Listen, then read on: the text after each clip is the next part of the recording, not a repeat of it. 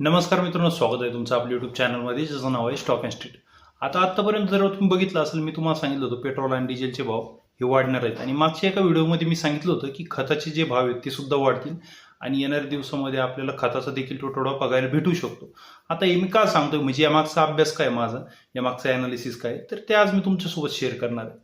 तर आपल्या देशात जी हरित क्रांती आहे ती कशामुळे, तर ती खतांमुळे जर म्हटलं तरी हरकत नाही. कारण आपल्या जमिनीमध्ये जे नायट्रोजन जे आपल्या जमिनीला भेटतं ते युरिया थ्रू भेटतं आणि युरियाचा वापर आपल्या देशामध्ये खूप सारा होत असतो.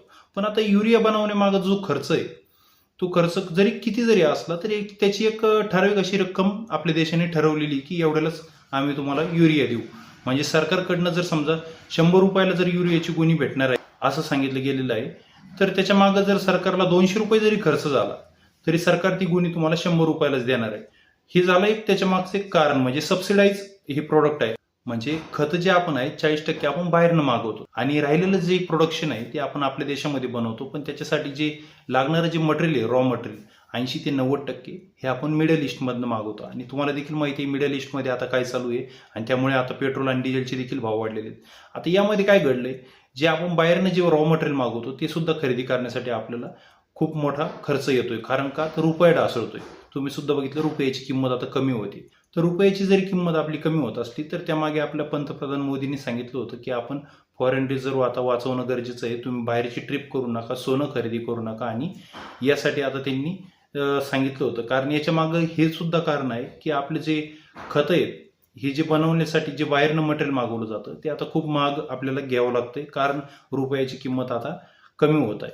आता यामागचं हे देखील प्रमुख कारण झालं. तर इथून पुढे आता आपल्याला बघायचं आहे की आपला देश ही परिस्थिती कशी हाताळतोय. कारण यापूर्वी देखील खूप सारे संकट आपल्या देशावर आलेली आहेत, आर्थिक संकट, पण आपल्या देशाने त्यामधनं मार्ग काढलेला आहे. पण यामधनं आता कसा मार्ग निघतोय नक्कीच आपल्याला बघायला मिळेल.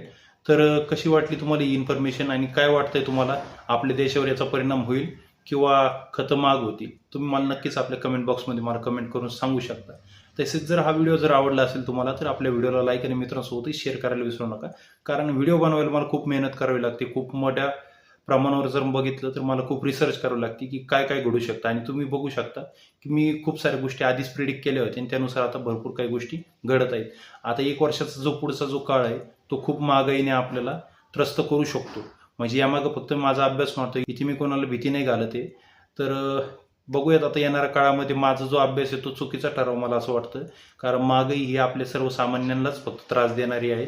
तर तुम्ही चॅनलवर जर नवीन असाल तर चॅनलला आपले सबस्क्राईब करायला विसरू नका. आणि अशाच महत्त्वपूर्ण व्हिडिओ तुम्हाला नक्कीच आपल्या चॅनलवर बघायला भेटतील. आणि सोबतच बेल आयकॉन देखील दाबा, म्हणजे वेळोवेळी आपल्या व्हिडिओच्या नवनवीन अपडेट्स तुम्हाला भेटत राहतील. तर भेटत पुन्हा अशाच माहितीपूर्ण व्हिडिओमध्ये. तोपर्यंत धन्यवाद.